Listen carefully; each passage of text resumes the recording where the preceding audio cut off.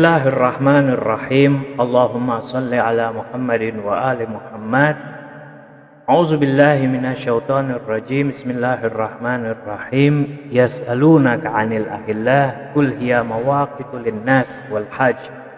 Mereka bertanya kepadamu tentang hilal, bahwa hilal itu adalah mawaqit, waktu-waktu untuk manusia.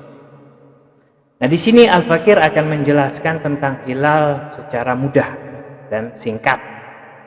Para ulama falak menisbatkan harakatul qamar itu dengan istilah al-harakah al-iqtiraniyah. Jadi harakah iqtiraniyah itu yaitu gerakan bulan yang dimulai dari maghrib menuju ke masyrik, timur. Sedangkan gerakan atau perputaran bumi itu dimulai sebaliknya dari masyrik ke maghrib. Jika kita melihat bumi, anak gunakan peraga. Ini jika kita melihat bumi bulat, ada dua bagian. Bagian yang terang dan bagian yang gelap. Nah, bagian yang terang itu dia disebabkan karena terkena dari sinar matahari akan menjadi terang, dan di sini akan menjadi gelap. Adapun bulan, jika dia setengahnya gelap, jika dia setengahnya itu bersinar, maka di situ menandakan malam. Jika setengahnya misalkan di sini bersinar, berarti menandakan malam. Dan jika setengahnya gelap, berarti menandakan itu siang. Itu adalah yang disebut dengan harakah iqtiraniyah. Ada juga yang disebut dengan halatul mahak di dalam istilah peredaran bulan. Halatul mahak di sini adalah yaitu bulan mempunyai posisi atau kedudukan. Kedudukan atau posisi pertama adalah anak gunakan peraga. Bulan itu terletak di antara bumi dan matahari. Jadi bulan berada di tengah. Bulan berada di tengah-tengah. Sehingga posisi bulan berada di garis sejajar antara bumi dan matahari. Jadi sejajar, sejajar.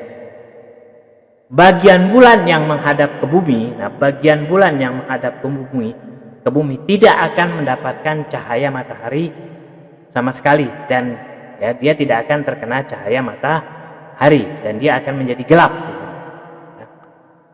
Nah, ikhwan dan akhwat sekalian, dan jika bulan berada di tengah-tengah, maka satu bulan, yaitu satu sisi bulan membelakangi bumi, sehingga satu sisi bulan menjadi gelap.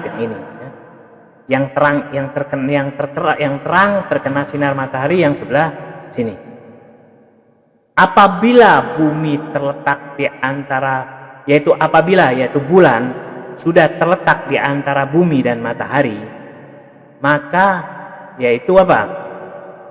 Ini disebut dengan garis sejajar, atau yang disebut dengan halatul mahak, yaitu bulan berada di tengah-tengah antara bumi dan matahari. Nah, ketika bulan itu mulai bergerak akan mengelilingi bumi, bulan itu akan bergerak, akan mengelilingi bumi, dia akan bergerak dari posisinya. Dia akan bergerak dari posisinya mengelilingi bumi, sedikit demi sedikit dia akan bergerak. Nah, ketika dia bergerak sedikit demi sedikit, maka nanti akan terlihat di sini cahaya bulan. Nah, itulah yang disebut dengan hilal, atau yang disebut dengan awal atau dimulainya dari penanggalan baru dalam bulan hijrah, dalam bulan hijriah. Dan jika itu kondisi yang pertama, dan jika terus bulan itu bergerak dan bulan akan ada di sini.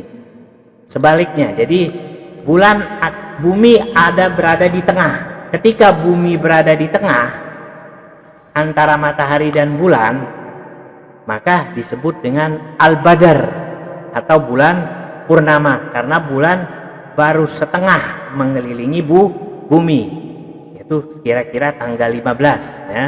Nah, disebut dengan Al-Badar atau bulan purnama. Nah, itu jadi sekali lagi ya, ikhwan dan akhwat sekalian, jadi ke halatul mahaq yaitu posisi bulan sejajar antara matahari dan bumi. Itu disebut dengan halatul mahaq. Dan dimulainya penanggalan dalam Islam atau hilal akan terlihat ketika bulan mulai bergerak sedikit demi sedikit ya, bergerak sedikit demi sedikit akan terlihat di sisinya seperti sabit. Nah, disitulah dimulai dengan penanggalan Islam atau yang disebut dengan hilal. Itu adalah penjelasan yang mudah tentang posisi bulan. Lalu kalau kita berbicara tentang hukum, yaitu hukum-hukum dalam hilal, yaitu ru'yatul hilal. Hilal itu bisa ditetapkan dengan adanya ilmu dan itmi'nan. Ilmu dan itmi'nan. Itmi'nan adalah rasa tenang pada sebuah berita yang disampaikan baik dari orang-orang yang adil atau seperti tersebarnya berita dari masyarakat uqala'i. Masyarakat uqala'i adalah masyarakat yang berpengetahuan bahwa hilal telah terlihat, mereka mengatakan demikian.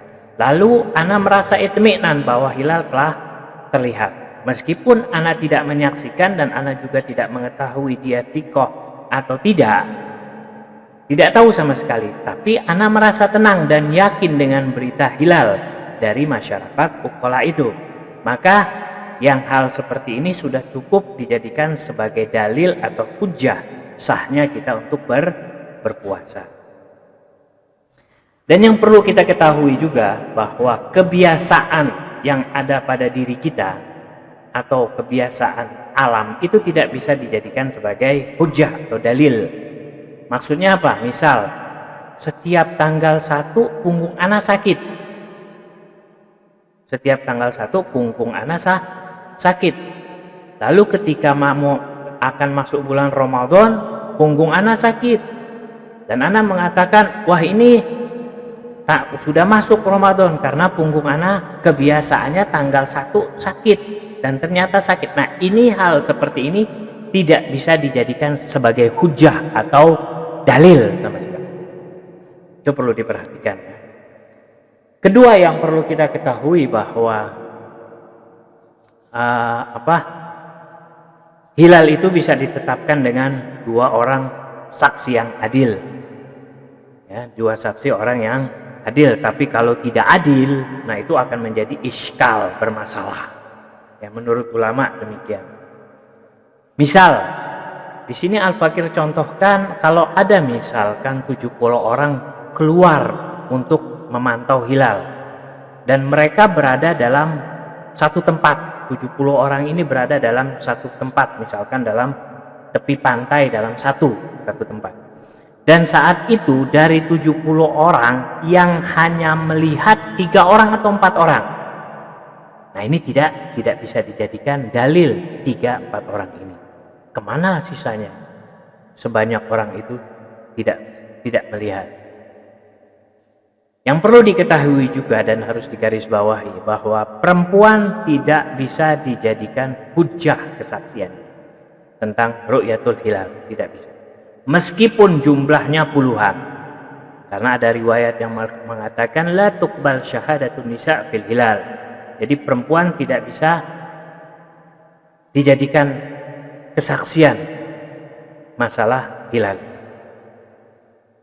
Nah, kalau kita melihat di sini ikhwan dan akhwat sekalian bahwa penetapan hilal dari sudut ilmu fikih, pertama yaitu penetapan hilal melalui khobar yang bisa dipercaya atau menghasilkan itmi'nan secara hukum, yaitu mengambil berita dari khobar yang bisa dipercaya selama ada itmi'nan, rasa tenang. Nah, itu diperbolehkan dalam hukum fikih. Terlebih lagi mengambil berita dari 2 orang saksi yang adil. Jika 1 tidak dibolehkan. Sebagaimana juga tidak dibolehkan mengambil khobar dari perempuan meskipun jumlahnya 20 orang, 30 orang, perempuan tidak diperbolehkan atau tidak bisa dijadikan kesaksian. Jika wanita itu melihat hilal, maka itu hanya hujah bagi dirinya saja, tidak atau bukan hujah bagi orang lain. Ikhwan dan akhwat sekalian, nah, dalam masalah hujah atau pembuktian hilal ini tidak boleh ada ta'arud, tidak boleh ada ta'arud, pertentangan, baik itu ta'arud hakikian atau ta'arud hukmian. Maksudnya apa di sini? Ta'arud hakiki dan ta'arud hukmi. Ta'arud, nah, maksud dari ta'arud pertentangan hakiki, misal dua orang menyaksikan hilal, bahwa hilal ada di sebelah kanan matahari, misal. Sedangkan orang lain menyaksikan hilal berada di sebelah kiri matahari. Nah, di sini ada perbedaan. Atau ada dua saksi mengatakan bahwa bulan, atau contoh lain, ada dua saksi mengatakan bahwa bulan tingginya 2 derajat, sedangkan yang lain mengatakan tingginya 6 derajat. Keduanya berbeda. Nah, ini disebut dengan ta'arud hakiki di antara para saksi. Maka di sini kita diam dan tidak bisa berpegang kepada mereka. Kita tidak bisa menjadikan mereka sebagai hujah atau dalil. Karena ada riwayat yang mengatakan an Abi Abdillah alaihi salam qultu lahu kam yuzzi fi ru'yatil hilal faqala inna syahra ramadan fariidha min faraidillah fala tu'addu bitazanni walaysa ru'yatul hilal an yakuma iddata fayaqulu wahid. Jadi tidaklah ru'yatul hilal itu kalau ada beberapa orang tapi yang mengatakan hanya satu saja. Qad ra'aituhu, aku telah melihat. Ada 10 orang tapi yang mengatakan aku telah melihat 1 orang. Tidak demikian. Wa yaqulul akharun, dan yang lain mengatakan lam naroh, kami tidak melihat. Iza ra'ahu wahid ra'ahu mi'ah. Nah, di sini misal tadi ya, misal ada 20 orang keluar untuk melihat hilal, mereka berpengalaman dalam masalah hilal dan hukum hilal, lalu dari 20 orang ini tidak ada yang melihat hilal kecuali 2 orang saja, 2 orang yang hanya melihatnya. Nah, ini disebut dengan ta'arud hukmiyah. Ini disebut dengan ta'arud hukmiyah. Satu dengan yang lain bertentangan secara hukum. Nah, ini saja sedikit gambaran tentang masalah hilal. Kurang lebihnya kalau misalkan belum paham ya bisa didengarkan 2 kali, insya Allah akan menjadi paham. Wabillahi taufiq wal hidayah. Wassalamualaikum warahmatullahi wabarakatuh.